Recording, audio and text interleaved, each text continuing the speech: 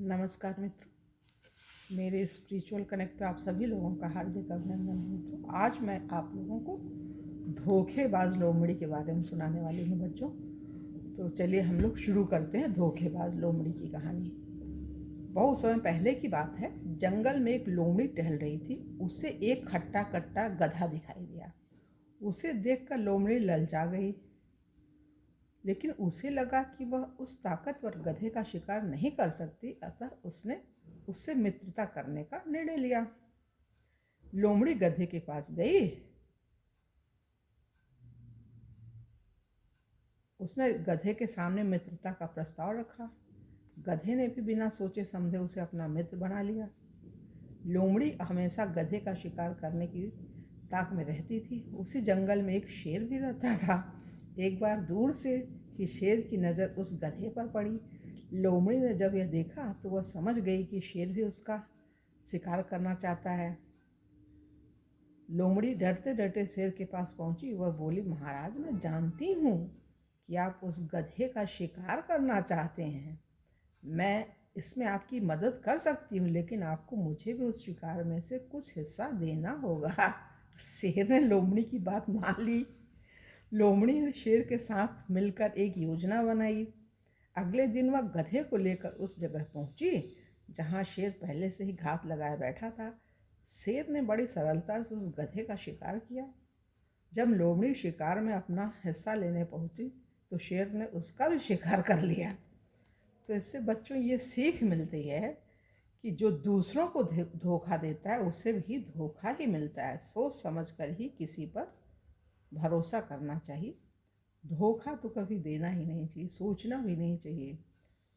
और जो पेरेंट्स हैं बच्चों के, वो भी ये सीखें, समझें। ये सिर्फ बच्चों की ही नहीं कहानी है, पहले बड़ों के लिए है ये। जब बड़े समझेंगे इन छोटी छोटी कहानियों के माध्यम से, तो वो भी किसी के साथ गलत बर्ताव व्यवहार नहीं करेंगे, क्योंकि भगवान ना अंतर्यामी है। भगवान अंतर्यामी है और दीन दयाल है। भगवान की नज़र से कोई बच नहीं सकता है। इसलिए गलत चीज़ के बारे में कभी सोचना ही नहीं चाहिए। अच्छा ही करना चाहिए, अच्छा ही सोचना चाहिए। कहा भी गया है ना, जैसी करनी वैसी भरनी। आप जैसा करोगे वैसा भरोगे। और ये जो संस्कार होते हैं ना, वो ट्रांसफ़र होते हैं। आदमी जो मर जाता है ना, तो शरीर, ये जो शरीर है, इसके मृत्यु होती है। आत्मा अजर अमर है। आत्मा अपने अच्छे और खराब कर्मों के माध्यम से दूसरे शरीर में ट्रांसफ़र होती है और उनका उसको कर्ज चुकाना पड़ता है। जो लोग कहते हैं पुनर्जन्म तो होता ही होता है।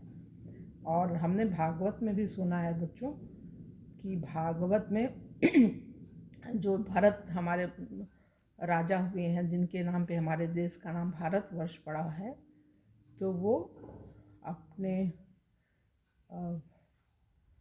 जो तीसरी चौथी अवस्था होती है, संन्यास में चले गए, चौथी अवस्था में।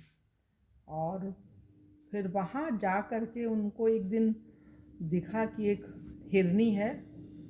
वो डर गई और उसका नवजात शिशु वहीं पड़ा था, वो मर गई। शेर की दहाड़ से वो मर गई। उसको गर्भवती थी, उसके पेट में बच्चा था, तो वो बच्चा बच गया। शावक हिरन जो है, तो उसको ऋषि जो हैं भरत, राजा भरत अपने पास ले आए, उसका पालन पोषण करने लगे।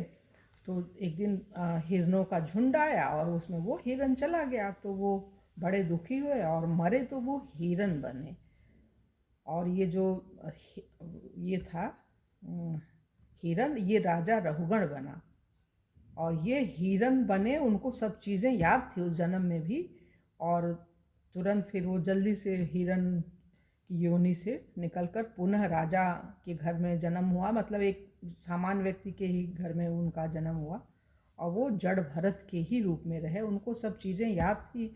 स्कूल नहीं जाते थे, पढ़ते लिखते नहीं थे, मौन रहते थे। तो एक दिन वो जा रहे थे और वो राजा रहुगण भी जा रहा था, जो हिरन के रूप में राजा, उसका दूसरा ही जन्म हुआ था। हिरन के बाद वो राजा बना, क्योंकि राजा का चिंतन किया था। और ये जो भरत थे, हिरण का चिंतन किए तो हिरण बने, और हिरण से जल्दी ही उनकी मृत्यु हो गई उसी योनि से, फिर से ये बने। तो अपना नाम मतलब भरत ही उनका नाम रखा गया, तो जड़ भरत के नाम से। वो कुछ लिखते पढ़ते नहीं थे, लेकिन उनको याद सब था, तो उन्होंने उपदेश दिया था उसको कहार के रूप में। ये भरत खाली पड़े हुए थे, जड़ भरत। तो एक कहार बीमार हुआ तो उसको इनको लगाया गया, जड़ भरत को, उनके उसमें पालकी में। तो वो चीटी वीटी देखते थे इधर हो जाते थे। खूब डांटा उन्होंने, राजा रघुगढ़ ने, अरे कैसे हो, बड़े मोटे हो गए हो, ये वो उपदेश। तब उनको लगा कि जड़ भरत को कि इसको सही चीज़ समझा। वो समझ रहे थे कि ये वही है राजा रघुगढ़, जो हिरण है वो राजा रघुगढ़ बना हुआ। तो उपदेश दिया उन्होंने कि ये तो आत्मा का धर्म है, ये ऐसा नहीं है भूख प्यास लगना, मोटा पतला होना, ये तो ईश्वर की कृपा से होता है, ऐसा कुछ नहीं है। तो उनको लगा कि अरे ये तो बड़े ज्ञानी पुरुष हैं, फिर उन्होंने सब बताया, तो दोनों लोग समझे एक दूसरे को। वो तो जड़ भरत जान ही रहते। तो ये कहानी है, आप मरने के बाद या मरणासन अवस्था में किसी, और शुरू से चिंतन अच्छा करो ना, अच्छी सोच रखो, अच्छे विचार, अच्छी आध्यात्मिक विद्या जो है ना, वो सबका उद्धार करती है। और इसमें प्रहलाद की कहानी में भी है, प्रहलाद को भी भगवान ने बताया तुम क्यों चिंता करते, जिसमें एक भी भक्त हो जाता है। राक्षस कुल में पैदा हुआ था भक्त प्रहलाद, लेकिन उसकी 21 पीढ़ियों को तारने के बाद भगवान बोल रहे थे। सद्बुद्धि और विवेक जब भगवान देते हैं ना, तो आदमी अच्छा ही करता है। तो बच्चों, हम यही चाहते हैं कि आप लोग भी उन कहानियों को पढ़िए, सुनिए, ज़्यादा से ज़्यादा लोगों को शेयर कीजिए, और हमारे इस चैनल को सब्सक्राइब भी कर लीजिए, तो और भी लोग मिल जाएंगे। 1 से 2, 2 से 4, ऐसे ये एक कड़ी जुड़ती जाएगी, तो ज़्यादा से ज़्यादा लोगों को इन कहानियों का लाभ होगा। तो मित्रों, इन्हीं बातों के साथ अपने वीडियो को यहीं विराम दे रहे हैं, और कल की वीडियो में आप लोगों से पुनः मिलेंगे। तो नकलची नीलकंठ के बारे में बात करेंगे आप लोगों से।